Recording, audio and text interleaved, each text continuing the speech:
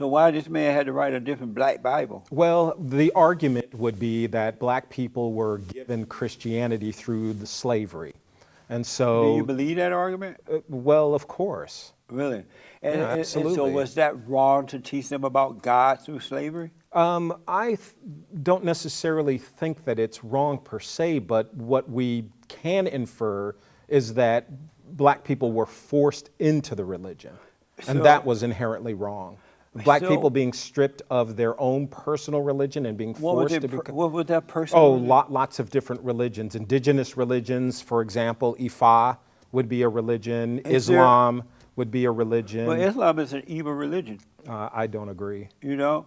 So if black people have another religion, why didn't that religion, and why is it that that religion is not working for them either? Because white Africa people and told school- black people, if you don't convert to Christianity, we will kill you. That's amazing. You really believe that? Oh, Who told absolutely. you? Who wrote this book? What do you mean who wrote What's the name this of the man that book? wrote this Bible? Who wrote this book? This is fairly well common knowledge. Who wrote this Bible that you're talking about? Robert The black Athley Bible. Rogers, the Holy Pibby. What's his name? Robert Athley Rogers. Where's Robert now? He's passed away. I rest my case. Amazing. I have with me today Dr. Gabriel Selassie. That's correct. Amazing. He is an associate professor of history, religion, and African American studies at Los Angeles City College. Thank you for coming. Oh, thank you for having me. How long have you been teaching at Los Angeles City College? Since 2005. Really? Yeah, I started teaching at the college level in 2000. So I was hired full-time in 2005. So it's been about 19 years since I've started teaching. Mhm. And so when you teach history, what are you teaching about? Well, History about what? Well, primarily typically at community colleges, what we do is we try to teach what we call the baseline history courses. So we give students a pretty decent overview of American history. So we generally begin at the founding, whenever that date is for a particular professor. I usually begin at what we call the Age of Discovery, around the 14th century, and then I move students through the founding of the nation and through the Civil War, and then the second half of the course, we start from what happens after the Civil War and move up to the present time. And how about religion and African study? Are you a Christian? I am a Rastafarian. So a A Rastafari. Rastafarian? Yes. That's the people that smoke pot, right? Yes, some Rastas smoke a lot of ganja. Oh, yeah? Yeah, not all do, but Do you most smoke do. pot? I do partake in ganja every now and then. So ganja mean pot? Well, yeah, you can call it pot. It's called so many different things, right, to so many people. I prefer the term ganja myself. And so is that like a religion? Oh, absolutely. It is a sacrament. Oh, and so when you smoke the pot, what are you sacrificing?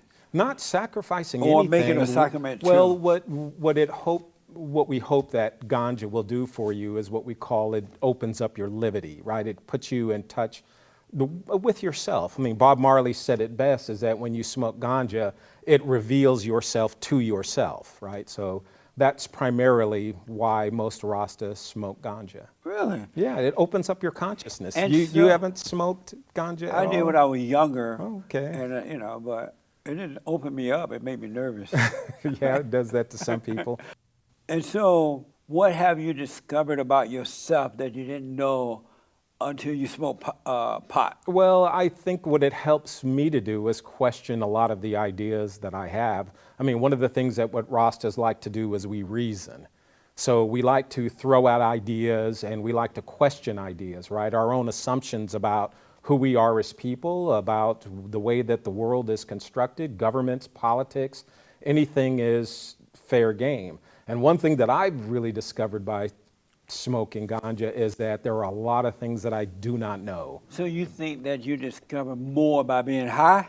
I think that it will help you to sort of lay open or lay bare some of your claims. Yeah, so I suppose in some small respects the answer to that might be yes. So what does the world look like when you're not high? What is the world to look when I'm not high? Yeah.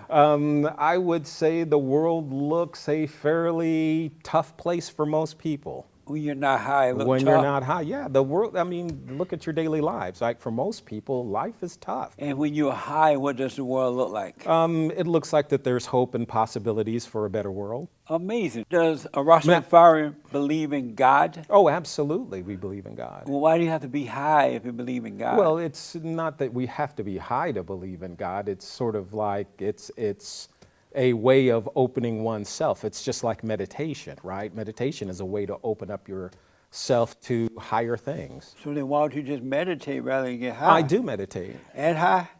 Not at the same time, no. So do you get high first and then meditate? No. No, I try to meditate at least 15 minutes a day. Oh, I see. Right. And so were you born here in this country? Yes, I was born in Flagstaff, Arizona. My parents were teachers at a Navajo Indian school. And so what made you decide to become a Rastafarian? I largely looked at around the world, and I looked at my own religious background, and I decided that I felt more comfortable expressing myself as a person who believed in the tenets of Rastafarianism. Oh, I see. And so were you a Christian prior to becoming? Yes, I was baptized as a Catholic. Oh, I see. So what is it that a Rastafarian is doing for you that Christianity didn't do? It helps me to sort of understand the weaving of both politics and religion are inextricably bound together, where there's a tendency in Western religions to separate out Christianity from politics, but they're always intertwined.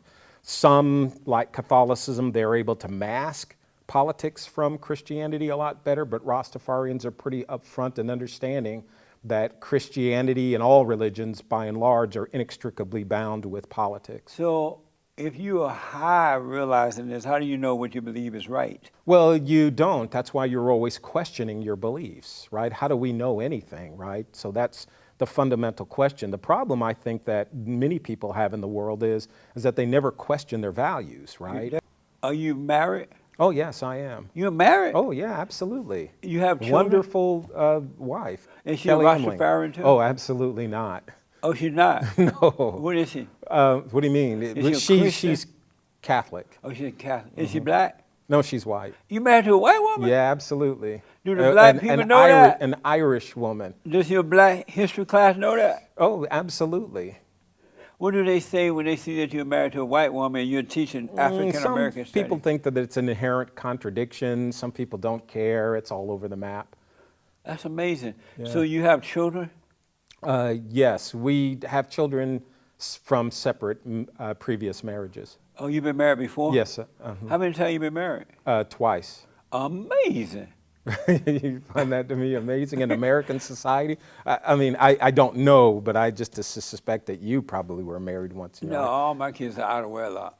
Oh, yeah. I okay. did it the right way. No, I'm kidding. I do have a son, but he was born out of wedlock. Okay. And I realized that was wrong, so I never did it again. Well, yeah, I think as people get older and mature, they look Yeah. back on their lives and see relationships, et cetera. And I think that's a part of growing up. And so you're a preacher? No, I am a theologian. What's the difference between a preacher and a theologian? I don't proselytize, I study religions. Oh, I see. Do you love War white is people? murder. Do I what? Do you love white people? I love everybody. How about white people? I love white people, black people, brown people. How about white people? I love everybody. How about white people? I love white people as well. Do you love white people? Yes, I do. Okay. Do you love Jews? I love everyone. I love Jews, blacks, How about the whites. Jews? I love everyone. How about the Jews? I love Jews. Okay. You made a YouTube video on the Black Man's Bible. Yeah, the Holy Pibby. What is that? This was a proto-Rastafarian text by Robert Atherley Rogers, who was trying to, in the early turn of the century, the 1920s, pull black people away from traditional Christianity. So he wrote a Bible that he had hoped would give black people sort of a hint or an idea that we ought to manifest our own gods in our own image. Amazing.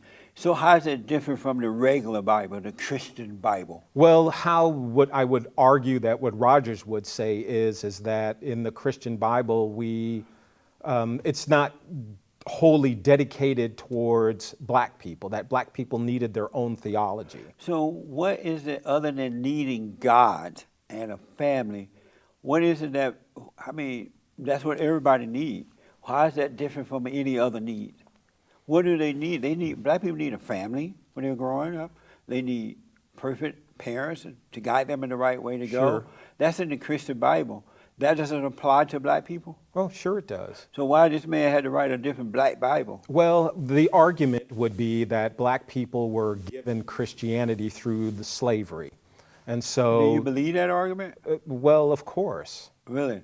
Yeah, absolutely. And so was that wrong to teach them about God through slavery? Don't necessarily think that it's wrong per se, but what we can infer is that black people were forced into the religion, and that was inherently wrong.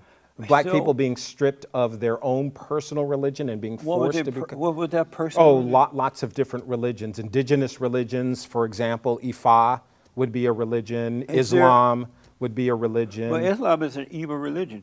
I don't agree. You know?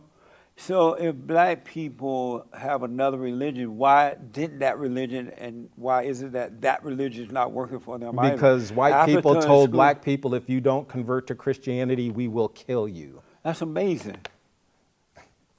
You really believe that? Oh, absolutely. Who told you? Who wrote this book? What do you mean who wrote this? What's the name of the man that wrote this Bible? Who wrote this book? This is fairly well common knowledge. Who wrote this Bible that you're talking about? Robert Atherley Rogers, the Holy Pibby. What's his name? Robert Atherley Rogers. Where's Robert now? He's passed away. I rest my case. Amazing. So, are you a Hebrew Israelite? No, I'm not. I'm a Rasta. What do you think about the black Hebrew Israelite people? I think it's interesting that they've interpreted several thousand years of religion for their own personal uses. I don't have a problem with that.